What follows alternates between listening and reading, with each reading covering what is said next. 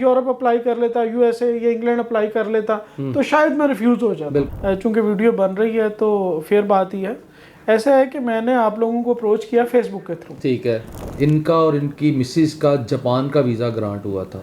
ये जापान के वीज़ाज हैं कि ये कौन से ऑफिस में मैंने रब्ता कर लिया कि जिन्होंने बिल्कुल मुझे 1 माह का मैंने टाइम मांगा और मुझे सजेस्ट किया कि आप जापान का अप्लाई करेंगे तो आप इस क्राइटेरिया पे पूरे आ रहे हैं।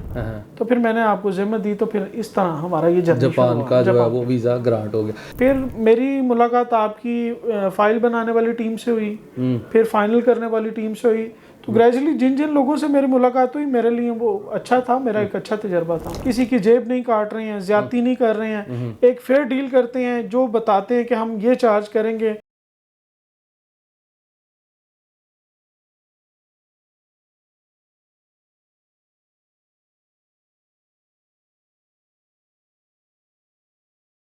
बिस्मिल्लाहिर्रहमानिर्रहीम व तुइज़्ज़ु मन तशा व तुज़िल्लु मन तशा। अस्सलाम वालेकुम। उम्मीद करता हूँ सब देखने वाले खैर खैरियत से होंगे।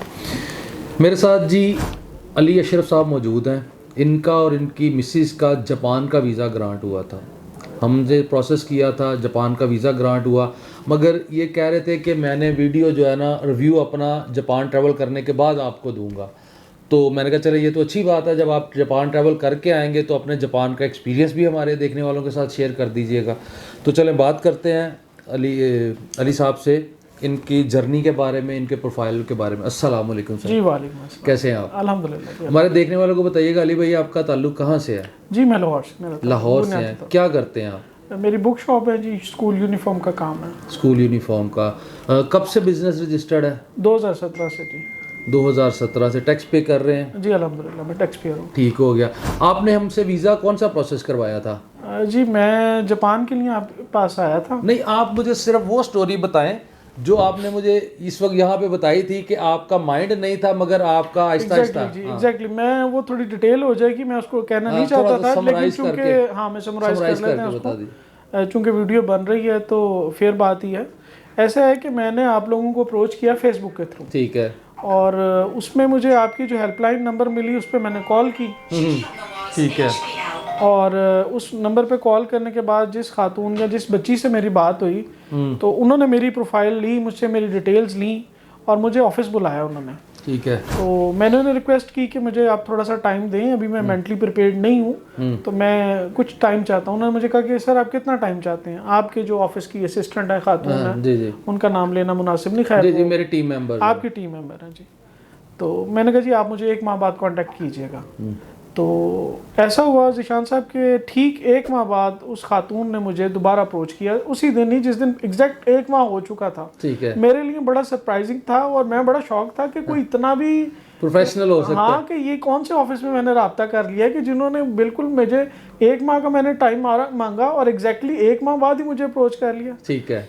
अब मुझे ऐसे लगा कि मुझे इखलाकी तौर पे एथिकली मुझे ना अब जाना चाहिए। तो मैं अपने डॉक्यूमेंट्स लेके आपके पास प्रेजेंट हुआ, यहाँ पे आया। यहाँ पे आने के बाद आपने मेरे डॉक्यूमेंट्स देखे, उनको असेस किया और मुझे सजेस्ट किया कि आप जापान का अप्लाई करेंगे तो आप इस क्राइटेरिया पे पूरे आ रहे हैं। तो फिर मैंने आपको जिम्मे दी, तो फिर इस तरह हमारा ये जापान का जो है वो वीज़ा ग्रांट हो गया। अच्छा, इनका बात करने का मकसद ये था, ये सारी बात आपको इनके मुंह से सुनवाने का मकसद ये था कि बहुत से लोग कहते होते हैं कि टीम जो है वो रिस्पॉन्स नहीं करती है। कई कमेंट्स हमारे पास आ जाते होते हैं। मेरी टीम प्रॉपर प्रोफेशनल लोग हैं ये, ठीक। हाँ, कई दफ़ा हो जाता है कोई चीज़ या कोई मैसेज ओवरलुक हो जाता है, या एक ही मैसेज को बंदा बार बार किया जाता है, उसमें हो सकता है कोई चीज़ें ओवरलुक हो जाती है। कि मेरे टीम इतने स्ट्रॉन्ग फॉलोअप के साथ जो है लेके, और ये भी नहीं कि सिर्फ इनको केस करने तक, मुझे ये बताइए आपके केस कंप्लीट होने तक सारा कंप्लीट फॉलोअप चलता रहा? ज़ीशान साहब मेरे लिए ये भी सरप्राइज था कि जिस सिनेरियो में हम लोग पाकिस्तान में, लाहौर में, जिस इन्वायरमेंट में हम लोग रहते हैं, कि प्राइवेट इदारा इतना प्रोफेशनली इतना थॉरली चीज़ों को देख सकता। तो फिर मुझे अंदाज़ा, जब यहाँ पे मैं आपके ऑफिस आया, आपसे 1-2 मुलाकातें हुई। पहली मुलाकात में आपने कहा कि जी आप टाइम ले लें, ये आपका प्रपोजल है। फिर दूसरी मीटिंग में हमारी डील मैच्योर हो गई। तो जब मैंने आपका एनवायरनमेंट देखा और आपकी शख्सियत देखी तो मैं खुद भी इम्प्रेस था कि ये लोग प्राइवेट सेक्टर में इस तरह के सेटअप पे, जिस तरह के लोगों का ट्रस्ट, ये सेटअप से मुराद मेरी ये, इस काम में लोगों का ट्रस्ट जरा कम है बिल्कुल कंपैरेटिवली दूसरे बिजनेस की निस्बत। हम लोग पब्लिक ट्रस्ट कम करती है आप लोगों पे, क्योंकि ये काम ही एक ऐसा है, शायद आप इसको समझते हो। तो इस वजह से फिर मेरे लिए एक सरप्राइज था कि यहाँ पे भी चीज़ें बुनियादी तौर पे बड़ी ग्रास रूट लेवल से अच्छी आ रही हैं। फिर मेरी मुलाकात आपकी फाइल बनाने वाली टीम से हुई, फिर फाइनल करने वाली टीम से हुई। तो ग्रेजुअली जिन जिन लोगों से मेरी मुलाकात हुई मेरे लिए वो अच्छा था, मेरा एक अच्छा तजर्बा था। अच्छा, इन्होंने सिर्फ इंफॉर्मेशन लेने के लिए हमसे बात की थी और इनको हमने सारी डिटेल प्रॉपर बताया। मैं भी शायद इनकी जर्नी स्टार्ट ना होती मगर कुछ थोड़ा सा इसमें रोल बाबास का भी था जिससे इनकी जर्नी स्टार्ट हो। बात काट के यहाँ पे आपकी बात को सेकंड करूंगा कि मेरे जापान जाने में शायद आपका भी उतना हाथ नहीं था जितना उस आपकी टीम मेंबर का था। और मैं अपनी वाइफ को भी कहता था कि अगर वो बच्ची मुझे रिस्पॉन्ड ना करती तो मैं शायद जाता ही ना। ऐसे ही है। मैं अपने काम में बिजी हूँ, सुबह से शाम तक मैं आता हूँ जाता हूँ, तो उसको देखता रहता। उस जापान टूर में और कौन कौन से कंट्री साथ ट्रैवल किया? जी मैं उस वक्त मैंने मलेशिया का वीजा ले लिया था फॉरेन ही, वो मुझे मिल गया था और उसके साथ मेरे पास श्रीलंका का ट्रांसलेट था। तो फिर वो एक टिकट में मैं 3 मजे कर आया था। चलें जी, बहुत अच्छा हो गया। अब मुझे ये बताइए कि जापान में जब आप गए थे, वाइफ के साथ गए थे, क्योंकि बहुत से अक्सर लोग ये कहते होते हैं जी वहाँ पे बड़ी प्रॉब्लम होती है इमिग्रेशन में, सवाल ये पूछे जाते हैं, आपके साथ कोई नहीं सर, ऐसा मेरे साथ तो किसी इमिग्रेशन पे ऐसा नहीं हुआ। मुझे तो विदाउट एनी सिंगल क्वेश्चन, मतलब मेरे से तो कुछ उन्होंने पूछा नहीं। जब हम लोग उतरे एयरपोर्ट पे, नरीटा एयरपोर्ट पे उतरे और पासपोर्ट लिए उन्होंने मेरे से, मेरी तरफ देखा, स्टैम्प करके मुझे उन्होंने अंदर दे दिया और सेम एज इट इज ही मेरी वाइफ के साथ हुआ है। हम लोग दोनों बारी बारी प्रेजेंट हुए हैं इमिग्रेशन ऑफिसर के पास और उन्होंने विद इन सेकंड्स हमें जो रिस्पॉन्ड किया और हम अंदर आ गए। ठीक। जापान के बारे में कोई ऐसी इंफॉर्मेशन जो हमारे देखने वालों को आप देना चाहते हो? जी मैं तो समझता हूँ कि बतौर मुस्लिम हम लोगों के पास मजहब की नाम क्या है तो सही है कि हम चल तो रहे हैं, लेकिन जापान इस वक्त दुनिया की बेहतरीन कौम है विदाउट किसी डाउट के।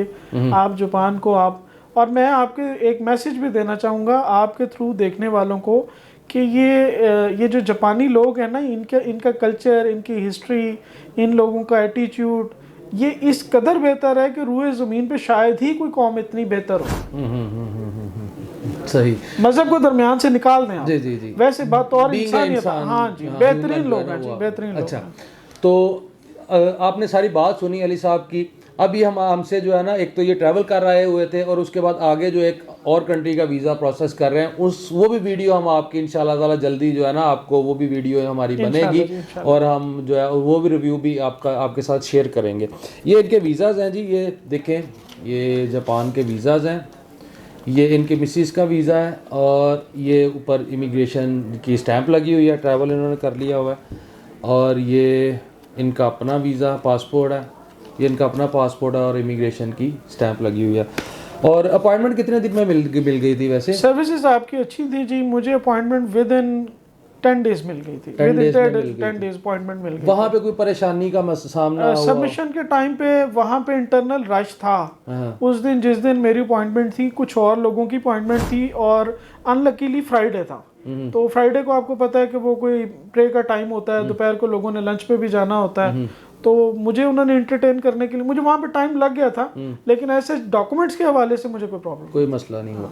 अच्छा, आपने बात सुनी जी अली अशरफ साहब की, इनका अपना बिजनेस है, टैक्स पे कर रहे हैं, ठीक है। जापान, ये हमारे पास आए थे ट्रैवल के लिए, तो जापान के हमने इनको असेसमेंट करके बता दिया कि आपका प्रोफाइल जापान के लिए अच्छा है, आप जापान करें, जापान के बाद आगे दूसरे कंट्रीज़ को। तो अल्हम्दुलिल्लाह इनका जापान का वीज़ा लग गया था। बस ये था, ये जो है अपना रिव्यू ट्रैवल के बाद देना चाह रहे थे। फिर इन्होंने 2-3 कंट्रीज़ को ट्रैवल किया, ट्रैवल करने के बाद ये आज हमारे पास आए थे अपना अगला वीज़ा जो अप्लाई करने के लिए। तो फिर हमने इनसे थोड़ा सा जो है रिव्यू और फीडबैक ले लिया।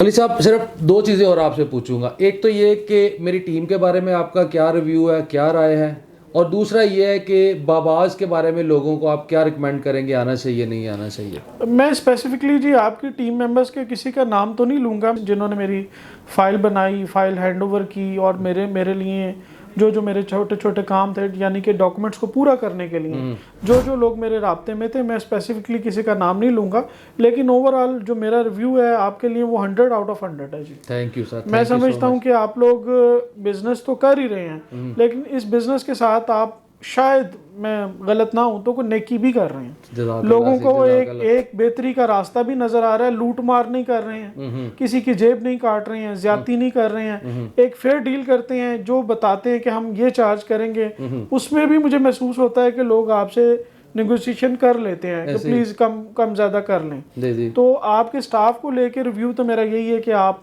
एक बेहतर काम कर रहे हैं, बेहतर टीम लेके चल रहे हैं। और टीम की बेहतरी में मैं समझता हूँ ज़िशान भाई कि मुझे लगता है कि सरबराह का हाथ होता है, हर इदारे में ऐसे होता है। अगर आपकी एथिकली वीक होंगे, आप काम ठीक नहीं कर रहे होंगे, तो आपकी टीम शायद ये रिस्पॉन्ड नहीं कर रही है। बाबास पे आना चाहिए लोगों के, नहीं आना चाहिए, क्या कहते हैं जी? बाबास के लिए मेरा ख्याल है कि आंखें बंद करके आना चाहिए।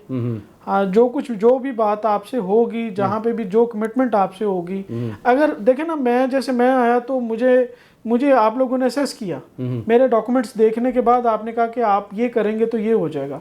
तो इसमें मुझे लगा कि कहीं ना कहीं आप लोग एक अच्छा फैसला करते हैं। बाबाज अच्छा फैसला करता है, हमारे लिए क्या बेहतर है। उन दिनों में मैं यूरोप अप्लाई कर लेता, यूएसए या इंग्लैंड अप्लाई कर लेता, तो शायद मैं रिफ्यूज हो जाता। बिल्कुल ऐसे ही है। तो मुझे आपने ये सजेस्ट किया कि आप ग्रेजुअली चलें, आप ये कर लें, इसके बाद फिर हम आगे अच्छे कंट्रीज को और प्रोसीड कर लेंगे। तो यहाँ तक तो बाबाज देखें ना, एक बेहतरीन टीम के साथ, बेहतरीन सरबराह के साथ एक बेहतरीन एफर्ट दे रहा है। तो मेरा ख्याल है कि बाबाज को 100 आउट ऑफ 100 देने चाहिए। Sir thank you so much. आपने बात सुनी जी। आप लोग भी अगर किसी भी किस्म की वीज़ा की प्रोसेसिंग करवाना चाहते हैं या इवन सिर्फ असेसमेंट भी करवाना चाहते हैं, तो हमारी कोई चार्जेस नहीं है, कोई कॉस्ट नहीं है। आप लोग हमारे हेल्पलाइन पे कॉल कर सकते हैं 042111786414 पे, और इसी नंबर पे आप अपना व्हाट्सएप मैसेज भी ड्रॉप कर सकते हैं, मेरी टीम आपसे कांटेक्ट करेगी। आप अगर डॉक्यूमेंट ड्रॉप करना चाहें तो डॉक्यूमेंट ड्रॉप कर दें, मेरी टीम आपके डॉक्यूमेंट मुझे दिखा के आपको बताएगी कि कौन सी कंट्री के लिए आपको अप्लाई करना चाहिए। जो लोग आ सकते हैं वो हमारे ऑफिस आ जाएं। लाहौर में हमारा ऑफिस है, वहदत रोड, मुस्लिम टाउन मोड़ पे, बाबाज ट्रैवल एंड टूर्स इंटरनेशनल। हमारा एक ही ऑफिस है लाहौर में, पाकिस्तान में। इसके अलावा हमारा अभी कोई ऑफिस नहीं है। कुछ ऑफिस थे इस्लामाबाद और कराची में, जो हमने टेम्परेरी अभी जो है क्लोज़ किए हुए हैं, सिर्फ मेरी अवेलेबिलिटी की वजह से, कि मेरी अवेलेबिलिटी नहीं हो पाती। एक ऑफिस हमारा दुबई में है, जो कि अलगरूद में है। अलगरूद ऑफिस में भी, दुबई में भी सिर्फ 5 डेज़ के लिए जाता हूँ, बाकी 25 दिन मैं अपने लाहौर ऑफिस में बैठता हूँ। जब भी आप आना चाहें 12 बजे से लेके 6 बजे तक मैं अवेलेबल होता हूँ। टाइमिंग का थोड़ा सा ख्याल रखा करें। कुछ लोग जो है वो शायद दूसरे शहर से भी आते हैं, तो वो जल्दी आ जाते हैं, 9:30 10 बजे आ जाते हैं, उस वक्त मेरी अवेलेबिलिटी नहीं होती, तो उनको शायद थोड़ी सी परेशानी का सामना करना पड़ता है। तो इसलिए आप लोगों से रिक्वेस्ट है कि अगर आप मुझसे मिलना चाह रहे हैं तो 12 बजे से लेकर शाम को 6 बजे तक, सिवाय संडे के, मैं यहाँ अवेलेबल होता हूँ। आप जब मर्जी आ सकते हैं। अपना बहुत ज़्यादा ख्याल रखिएगा। Thank you so much. अल्लाह हाफिज़।